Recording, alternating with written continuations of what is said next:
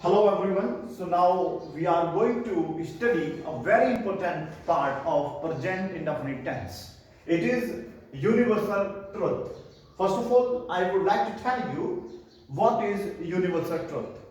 Universal truth means the things which are always true. वो चीजें जो हमेशा ट्रू रहती हैं, सत्य रहती हैं, उनको हम यूनिवर्सल ट्रूथ में गिनते हैं। इनका मतलब होता है सदा सत्य रहने वाली बातें, वो चीजें जो हमेशा सत्य रहेंगी।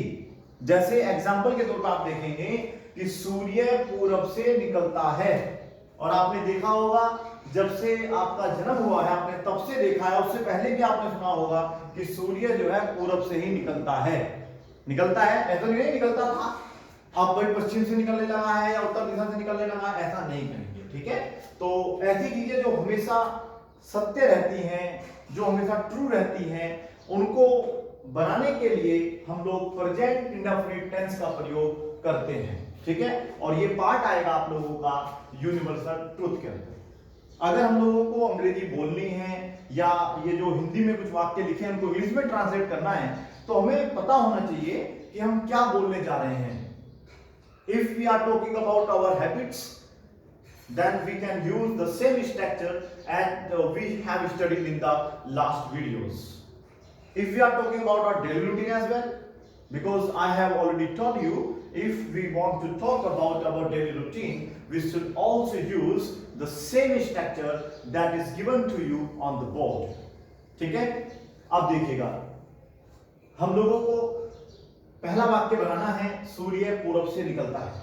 कल भी मैंने आप लोगों को बताया था, मैं आज भी आप लोगों को बता रहा हूं, सबसे पहले सब्जेक्ट निकालना सीख लो। ठीक है, तो आज सबसे पहले हम इन सभी के सब्जेक्टों को निकालेंगे। ठीक है, सब्जेक्ट क्या है जिसके बारे में हम बात कर रहे हैं, या जो वर्ब हुई है वो किसने की है, जो क्रिया है जो इसमें काम हुआ होगा वो किसने किया, वो करता होता है, वो सब्जेक्ट होता है, या जो वर्ब वो किससे रिलेटेड है। ठीक है, उसको हम लोग कहेंगे सब्जेक्ट। तो यहां पे सब्जेक्ट देखिएगा, सूर्य पूरब से निकलता है, तो वर्ब है निकलना। आप निकलते हैं क्या पूरब से जी, या मैं निकलता हूं? मैं तो सूर्य की बात कर रहा हूं, तो आप लोगों को यहां पे लगाना पड़ेगा द सन।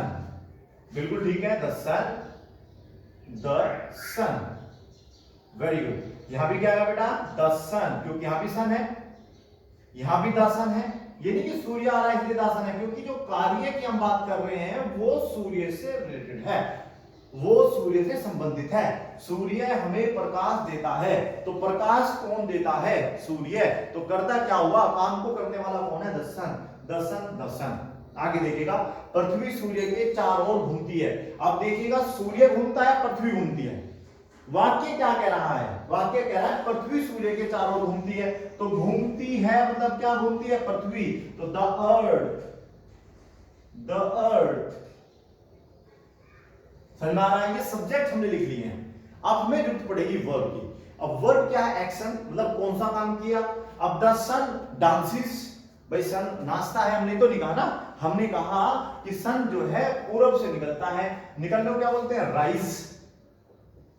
अब आपको ये देखना है इसमें एस या एस लगेगा या नहीं, उसके लिए आपको आना पड़ेगा सिंगुलर सब्जेक्ट के पास और प्लूरल सब्जेक्ट के पास। अब ये देखना होगा कि जो सन है वो एक है या बहुत सारे हैं। आपको देखेंगे कि एक ही होता है, तो ये आएगा सिंगुलर के अंदर, और जो सब्जेक्ट सिंगुलर के अंदर आएगा, इस चीज को अपने दिमाग में आप सेट कर लीजिएगा कि वहां पे वर्ब में एस या एस लगेगी, लगेगी और लगेगी। तो यहाँ पे राइजिस हो जाएगा, the sun राइजिस।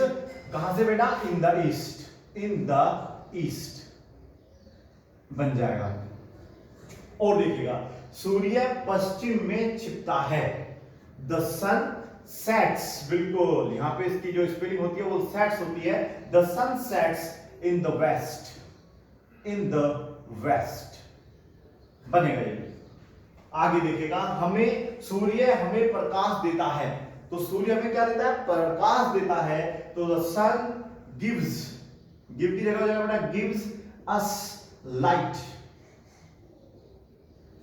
The sun gives us light. आपने 8, 9, 10 के में चैप्टर पढ़ा होगा सन के बारे में, तो वहां लिखा होता है इसके और साइंस की बुकों में, the sun gives us light, कि जो सूर्य होता है वो हमें लाइट देता है।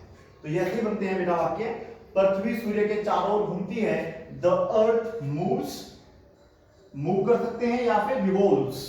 द अर्थ मूव्स किसके चारों ओर? सन के। Around the sun, around the sun, सूर्य के चारों ओर। अगला वाक्य देखेंगे, तारे रात में चमकते हैं। क्या चमकते हैं भाई? मैं चमकता हूं या आप चमकते हो? क्या चमकता है? चमकता क्या है? तारे। तो यहां पर आएगा स्टार्स। एक बात बताएंगे इसमें भी आपको, देखिएगा, पेड़ बादलों को आकर्षित करते हैं। तो बादल आकर्षित नहीं करते हैं, क्या आकर्षित करते हैं? पेड़। यानी कि हम पेड़ की बात कर रहे हैं, तो आप बोल दीजिए ट्रीज। आप सोच रहे होंगे जरूर कि यहाँ पे द ट्रीज आना चाहिए या फिर ट्रीज ही आना चाहिए। इसके बारे में हम आपको बताने की कोशिश करेंगे। पेड़ हमें फल देते हैं, तो यहाँ भी ट्रीज लगा लेते हैं पहले। द ट्रीज नहीं लगा रहे हैं, ट्रीज। प्रकृति हमें कई महत्वपूर्ण चीजें प्रदान करती है। प्रकृति को क्या बोलते हैं? The nature. सर आपने यहां पे द लगा दिया। जी हाँ, ये समझाया जाएगा, अभी आपको बताएंगे, कोशिश करेंगे समझाने की। परिश्रम से सफलता मिलती है। परिश्रम मतलब हार्ड वर्क, तो यहां पे लगा सकते हैं हार्ड वर्क। ये थोड़े अलग टाइप के वाक्य हो जाएंगे, लेकिन है तो बेटा ये सदा सत्य रहने वाली बात है। जो भी व्यक्ति परिश्रम करता है वो सफल जरूर बनेगा। कुत्ते अजनबी पर भौंकते हैं, तो यहां पर आएगा डॉग्स, डॉग्स। अब क्या क्या काम करते हैं वो आप देख लीजिएगा। अब डॉग्स डांस करते हैं तो डांस लगा लीजिएगा, क्रिकेट खेलते हैं तो प्ले क्रिकेट लगा दीजिएगा, क्योंकि यहाँ पे आप देख लीजिएगा ये और इन दोनों को छोड़ दीजिएगा, बाकी ये तीनों वाक्य जो है, ये तीनों और एक चौथा वाक्य जो है, ये सभी के सभी शो कर रहे हैं कि ये प्लूरल्स हैं। स्टार्स, ट्रीज, ट्रीज ज्यादा हम बहुत दे रहे हैं, ठीक है। तारे रात में चमकते हैं, तो चमकने को हम साइन लगा सकते हैं, ट्विंकल लगा सकते हैं, ग्लिटर लगा सकते हैं। तो मैंने लगा दिया स्टार साइन एट नाइट। रात को क्या बोलते हैं? At night.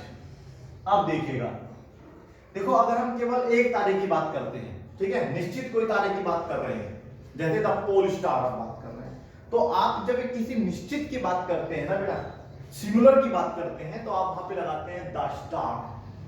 लेकिन यहां पर एक पूरी जाति हो गई है, इन्हें बोलते हैं बेटा कॉमन नाउन।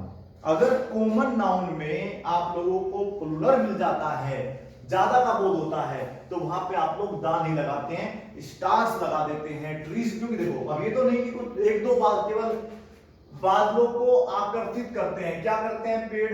अब ये तो नहीं है केवल एक या कोई दो पेड़ है क्वालिटी टाइप के, वही आकर्षित करते हैं और नहीं करते। जितने भी पेड़ है, जितने भी टाइप के पेड़ है, वो सभी बादलों को क्या करते हैं? आकर्षित करते हैं। हम किसी एक की बात नहीं कर रहे हैं, हम बहुत सारों की बात कर रहे हैं, एक कॉमन नाउन की बात कर रहे हैं, तो वहां पर हम लोग दा का प्रयोग नहीं करते हैं। वैसे जो आने वाली वीडियोस में हम लोग आप लोगों को बताएंगे ए का प्रयोग कहां होता है, एन का प्रयोग कहां होता है और दा का प्रयोग कहां होता है। आर्टिकल्स भी पढ़ेंगे। तो फिलहाल देखिएगा ट्रीज क्या काम करते हैं। पेड़ बादलों को आकर्षित करते हैं, तो यहां पे आएगा trees attract, attract the clouds. Attracts, हाँ यहां पे क्लाउड्स ही लिख लीजिएगा।